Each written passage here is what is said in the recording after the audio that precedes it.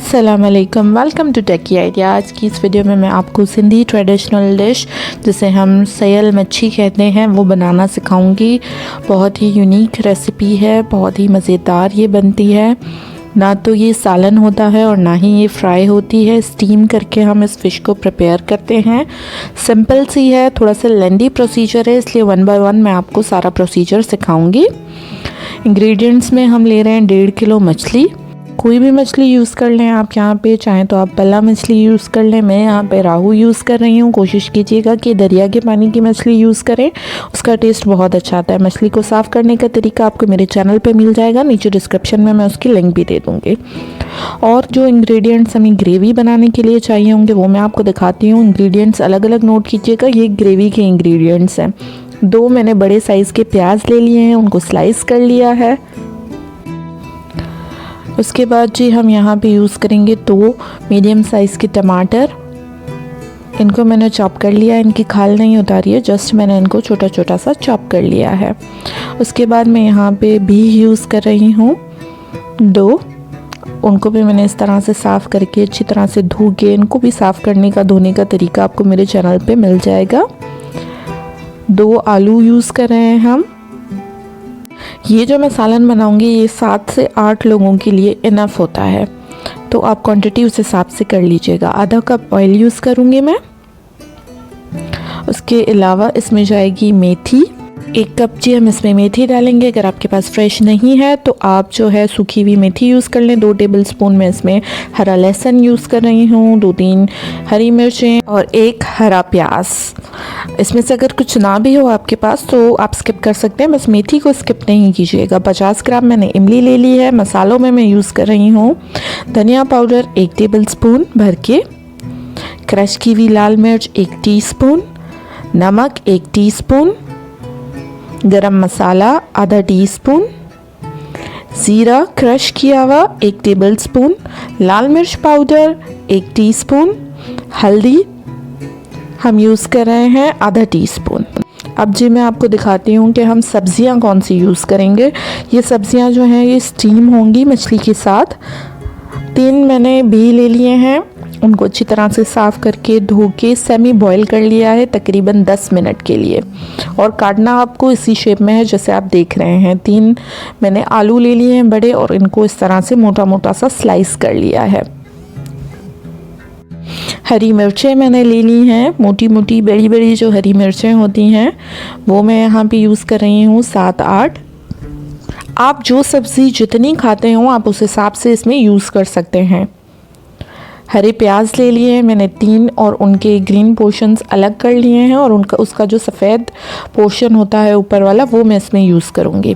3-4 गाजरें लेके उनको इस तरह से बड़े बड़े पीसेस में काट लिया है। 200 ग्राम के करीब मैंने भिंडियाँ ले ली हैं और उनको इस तरह से मैंने स्लिट्स लगा लिए हैं। बाकी वेजिटेबल्स को भी किस तरह से काटना है वो भी मैं आपको दिखाती हूँ। अगर आप इसमें बैंगन डालना चाहें, टिंडे डालना चाहें तो आप यूज़ कर सकते हैं। अब मसाला बनाने का जो इंग्रेडिएंट्स हैं वो ये हैं। ये बहुत ही अच्छा मसाला बनता है। 1 कप मैंने मेथी ले ली है फ्रेश, आपके पास नहीं हो तो आप सूखी भी यूज़ कर लें। 1 बंच मैंने धनिया का ले लिया है। उसके अलावा मैंने हरा लहसुन ले लिया है, 7 से 8 जो है मेरे पास पीसेस थे, उसको अच्छी तरह से धो के काट लिया है। 3 से 4 मैंने हरी मिर्चें ले ली हैं। मिर्चें आप अपने टेस्ट के हिसाब से यूज़ कीजिएगा, लेकिन ये मसाला ज़रा स्पाइसी और चटपटा ही अच्छा लगता है। लहसुन ले लिए हैं तकरीबन जो है 10 से 12 जवे। 1 लेमन ले लें, मेरे पास बहुत बड़ा लेमन था तो मैंने हाफ़ ले लिया है। 1 इंच का अदरक का टुकड़ा ले लिया है, उसको भी छोटे छोटे पीसेस में काट लिया है मैंने। इमली का पल्प ले लेना है आपने आधे कप के करीब, तकरीबन 100-150 ग्राम इमली को आप भिगो के आधे कप में रख लें तो आराम से आधे घंटे में इसका जो पल्प है वो निकल आता है। मसाले आप देखें, सॉल्ट 1 टेबलस्पून लिया है हमने, नमक। इसके बाद हम इसमें यूज़ करेंगे हल्दी, 1 टीस्पून हल्दी का, 2 टेबलस्पून भर के इसमें जाएगा चाट मसाला। उसके बाद मैं इसमें यूज़ कर रही हूँ सूखा हुआ अनारदाना पाउडर, اگر آپ کے پاس نہیں ہو تو آپ اس کو سکپ کر سکتے ہیں. 1 ٹی اسپون میں اس میں یوز کریں, اس کا بھی بڑا مزے کا فلیور آتا ہے. 1 ٹی اسپون گرم مسالہ جائے گا اس میں. اس کے بعد جو ہے اس میں جائیں گے تقریباً 3 ٹیبل اسپون بھر کے کرش کیا ہوا زیرہ. ساتھ ہی ساتھ اس میں 2 ٹیبل اسپون بھر کے لال مرچ کٹی ہوئی.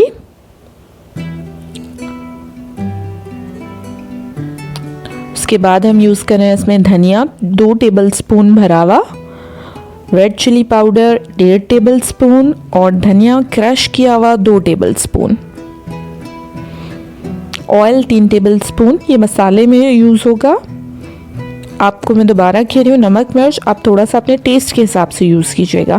اب میں آپ کو ویجیٹیبلز کی کٹنگز دکھاتی ہوں کہ کس طرح سے ہم نے ان کو سلیٹس لگانے ہیں. اس طرح سے آپ نے گاجروں کو سلیٹ دے دینے ہیں.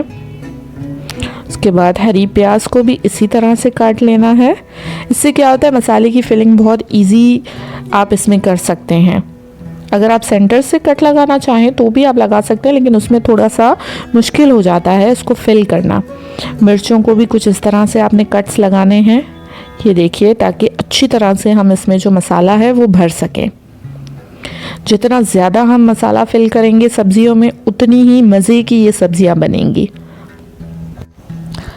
اب میں آپ کو جو ہے بیج کو کاٹنا سکھا رہی ہوں, کیونکہ یہ سیمی بوائل ہوئے ہوئے ہیں 10 منٹ تک, تو اس لیے یہ بھی ایزیلی اس طرح سے کٹ جائیں گے.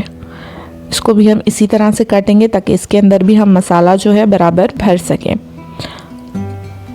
آلوؤں کو ہم نے جو ہے اس طرح سے کاٹ لیا ہے, تو ہم آلوؤں پہ صرف اوپر مسالہ رکھیں گے. اب میں آپ کو مسالہ تیار کرنا سکھا دیتی ہوں. چاپر لے لیں, چاپر نہیں ہے تو بلینڈ کر لیجئے گا مسالے کو آپ. پر یہ چاپ ہوا ہوا مسالہ بڑا ہی مزے کا لگتا ہے. میتھی, دھنیا, مرچیں, ہرا لہسن سب کچھ میں نے اس میں ایڈ کیا ہے. اس کے بعد اس میں جا رہا ہے ادرک, لہسن اور لیموں کا جوس. سارے ہی جو بھی ہمارے مسالے کے انگریڈینٹس تھے وہ سارے میں چاپر میں ڈال کے ان کو چاپ کر لوں گی. یہ جا رہا ہے املی کا پلپ. اس کا جو فلیور ہے یہ اس میں بہت ہی اچھا آتا ہے.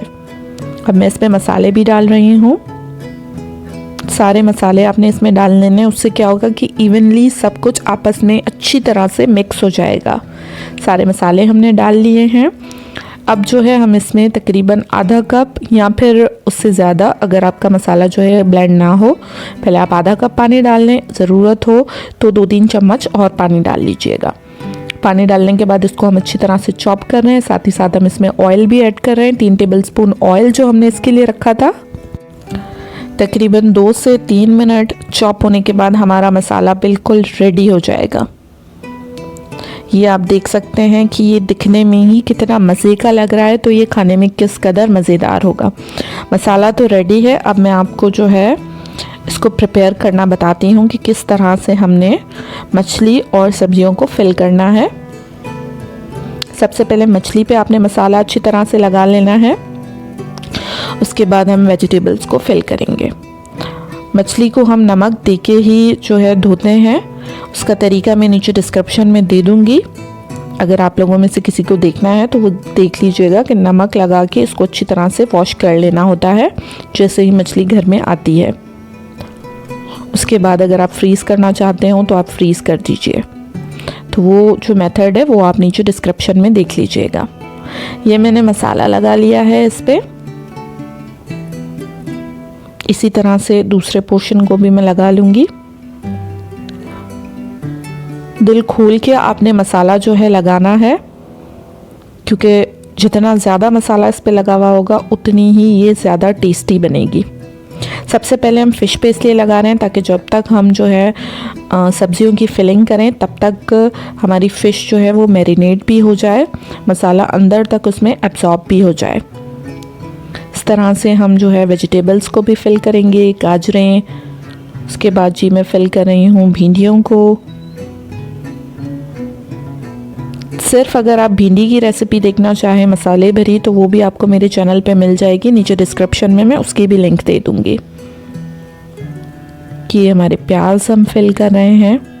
طریقہ آپ اچھی طرح سے دیکھ لیں کہ کس طرح سے آپ نے فلنگ کرنی ہے. فلنگ میں آپ نے کنجوسی نہیں کرنی ہے. اور بھی اگر کوئی ویجیٹیبلز آپ ایڈ کرنا چاہیں اس میں تو ضرور ایڈ کریں. یہ ہم مرچوں کو بھر رہے ہیں.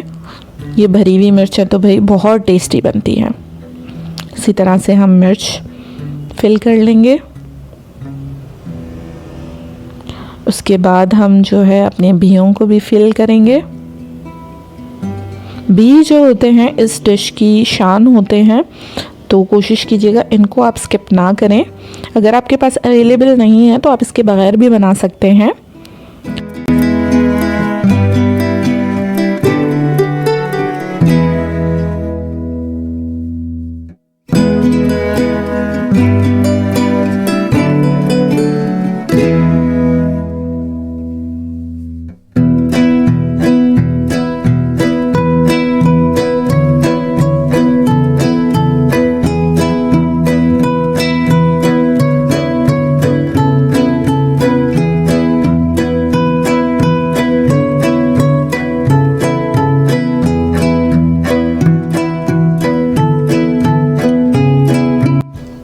جی تو ہماری ویجیٹیبلز کی بھی فلنگ ہو چکی ہے. ہماری فش بھی جو ہے اچھی طرح سے ہم نے جو مسالہ اینڈ میں بچا وہ بھی ہم نے فش کے اوپر لگا لیا ہے.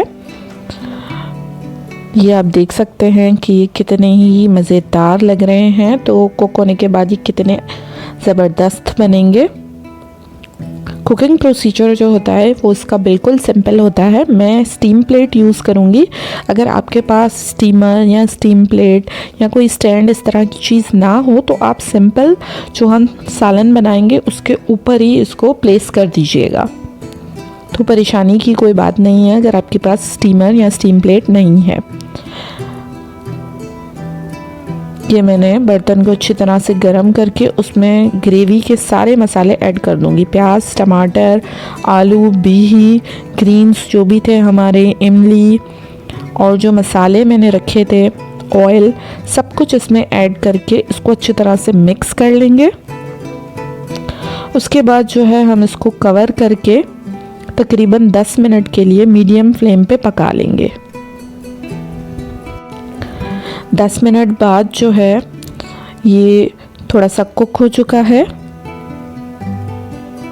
اب ہم نے کرنا کیا ہے, اس میں تقریباً 2 کپ پانی ایڈ کر لینا ہے. پانی میں جیسے ہی ابال آ جائے ہم نے اس کے اوپر جو ہے اپنی سٹیم پلیٹ رکھ لینی ہے. میں نے آپ کو بتایا کہ اگر آپ کے پاس یہ نہیں ہو تو آپ ایسے ہی فش اور ویجیٹیبلز فش کے اوپر پلیس کر لیجئے گا, کوئی بھی مسئلہ نہیں ہے. فش میں نے اس پہ لگائی, اس کے اوپر ساری ویجیٹیبلز لگائیں اور اس کو میں اب کور کر لوں گی اور اس کو ہم پکائیں گے بالکل لو فلیم پہ 20 منٹ کے لیے. 20 منٹس اس کو ہم کک کریں گے. 20 منٹس میں سٹیم پہ ہماری ویجیٹیبلز, ہماری فش بالکل پک کے تیار ہو چکی ہیں. یہ آپ دیکھ سکتے ہیں. آپ تھوڑا سا ہاتھ لگا کے دیکھ لیجئے گا, اگر آپ کو لگیں کہ یہ ابھی تک کک نہیں ہے تو آپ اس کو 25 منٹس کے لیے کک کر لیں. لیکن 20 منٹس میں یہ بالکل ہی کک ہو جاتی ہیں. بھی تو ہمارے ویسے بھی سیمی ککڈ ہے. اب جو ہے ہم سٹیم پلیٹ کو ہٹا لیں گے. بہت ہی احتیاط سے آپ نے اس کو نکالنا ہے.